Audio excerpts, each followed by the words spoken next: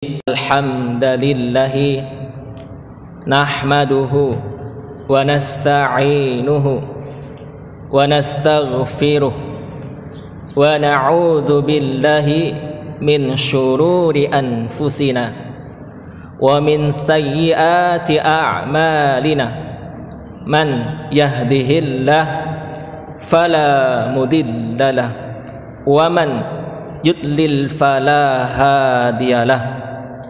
Ashhadu an la ilaha illallah wahdahu la syarikalah wa ashhadu anna Muhammadan abduhu wa rasuluh la nabiyya ba'dah.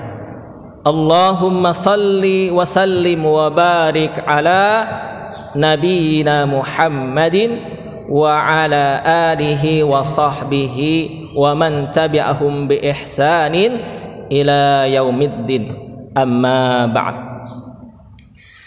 Jamaah salat subuh rahimani wa rahimakumullah.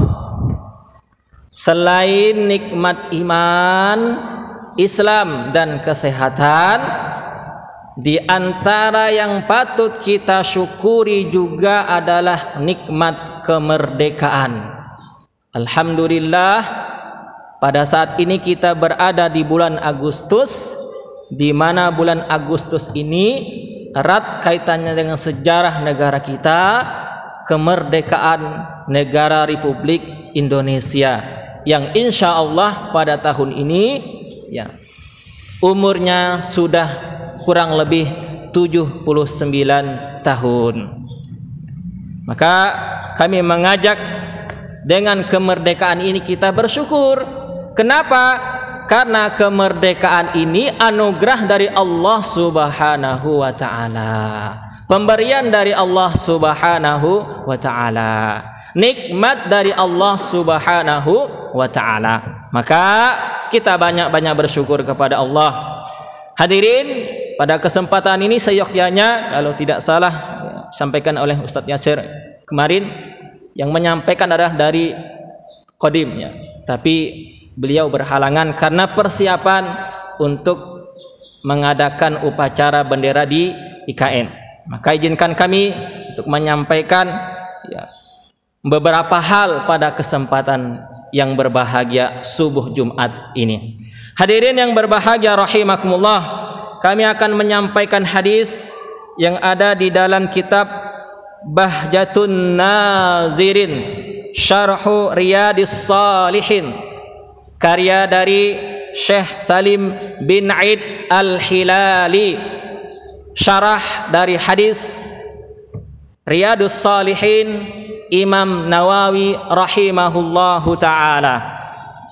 Pada hadis yang ke-578 ya, berkaitan dengan bagaimana kita mengisi kemerdekaan hidup kita dan mengisi kesempatan hidup kita di dunia ini, di mana kita sekarang ini berada di zaman yang luar biasa. Di antara ada yang mengatakan ya, bagian dari zaman yang terdapat tanda-tanda akhir zaman. Maka dalam sebuah hadis dari Abu Hurairah radhiyallahu an dijelaskan, wa an Abi Hurairah radhiyallahu anhu anna Rasulullah sallallahu alaihi wasallam qala, dari Abu Hurairah radhiyallahu an bahwa Rasulullah sallallahu alaihi wasallam bersabda, badiru bil a'mali sab'an. Kata beliau Rasulullah sallallahu alaihi wasallam, bersegeralah kalian untuk mengerjakan amal-amal soleh, amal-amal yang baik, perbuatan-perbuatan yang baik, ibadah-ibadah kepada Allah Subhanahu wa ta'ala sebelum menjumpai kalian 7 kondisi. Apa 7 kondisi tersebut? Yang pertama adalah hal tantadiruna illa faqran munsian. Yang pertama, sebelum kalian menjumpai kondisi fakir, kondisi miskin yang membuat lalai, yang membuat lupa kepada Allah Subhanahu wa ta'ala, yang membuat lupa mana yang baik dan mana yang buruk, tidak peduli lagi halal dan haram, hanya untuk memenuhi kebutuhan jasmaninya. Maka kata Rasulullah, persiapkan diri kalian untuk menghadapi kondisi yang semacam ini. Berbuat baiklah kalian sebelum mengalami kondisi yang semacam ini. Perbanyak ibadah kepada Allah Subhanahu wa ta'ala. Jika kita sekarang lapang, alhamdulillah. Jika kita sekarang tercukupi, alhamdulillah. Maka gunakan kelapangan dan kecukupan ini untuk memperbanyak ibadah kepada Allah Subhanahu wa ta'ala. Karena ada orang dalam kondisi tidak lapang, dalam kondisi fakir, dalam kondisi miskin, dia lupa kepada Allah. Dia menggunakan berbagai cara untuk bertahan hidup, bahkan tidak peduli dengan yang halal dan haram lagi. Ini yang pertama. Kemudian yang kedua, au ghaninan mudghiyan. Au ghinan mudghiyan. Yang kedua adalah jangan sampai kalian menjumpai kekayaan yang membuat lalai, yang membuat sombong, yang membuat berbuat curang. Di antara yang bisa menyebabkan seseorang mudah berbuat curang itu dengan kekayaan. Bahkan sekarang ini bukan hanya sekedar kekayaan, setidaknya ada 3 kekuatan yang dapat kita lihat sekarang ini, kekayaan, kekuasaan, dan koalisi. Ini 3 kekuatan ini kalau ada pada diri kita, mudah untuk mendapatkan apa yang kita inginkan. Koalisi ini penting, dan koalisi ini didapatkan dengan cara apa? Mendapatkan rekomendasi. Maka ini sekarang ada yang mungkin mencari-cari rekomendasi. Maka kekayaan ini ternyata bisa menyebabkan orang untuk berbuat curang, bisa menyebabkan orang menjadi sombong, bisa menyebabkan orang menjadi lalai kepada Allah Subhanahu wa ta'ala. Maka kata Nabi, perbanyaklah amal ibadah sebelum kita menjumpai kondisi yang kedua ini. Yang selanjutnya, au maradan mufsidan, yaitu penyakit yang menyengsarakan, penyakit yang menyebabkan kita ini tidak mudah untuk berbuat baik lagi. Kalau sekarang kita sehat, alhamdulillah bisa ibadah dengan nyaman, bisa bekerja dengan baik, bahkan bisa bersepeda, istilah sekarang itu goes kemana-mana. Tapi kalau sudah sakit, maka kita tidak akan bisa maksimal lagi.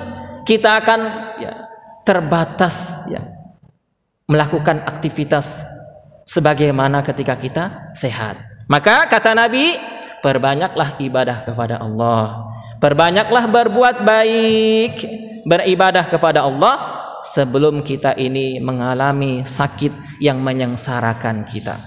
Kemudian yang selanjutnya, au haraman mufannidan, yaitu usia tua yang membuat kita lemah.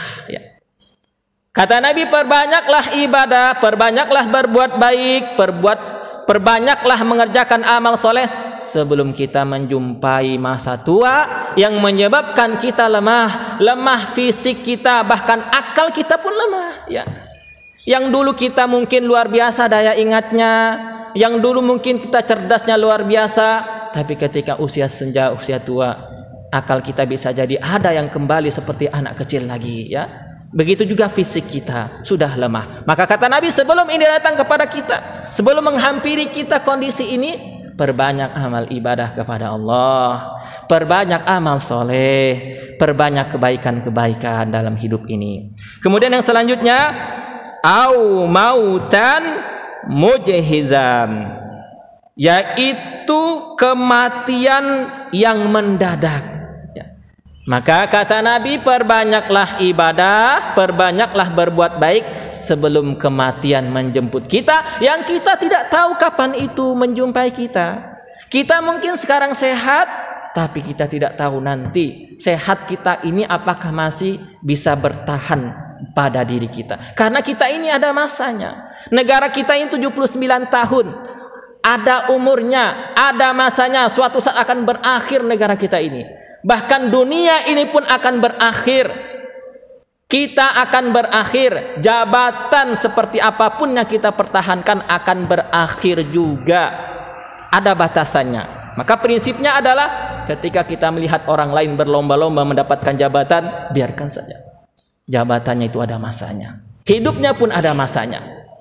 Maka kita sebagai orang yang beriman ya adalah berpegang teguh pada ajaran kita syariat Islam. Kemudian yang selanjutnya, awid dajjal fasyarru ghaibin yuntazaru.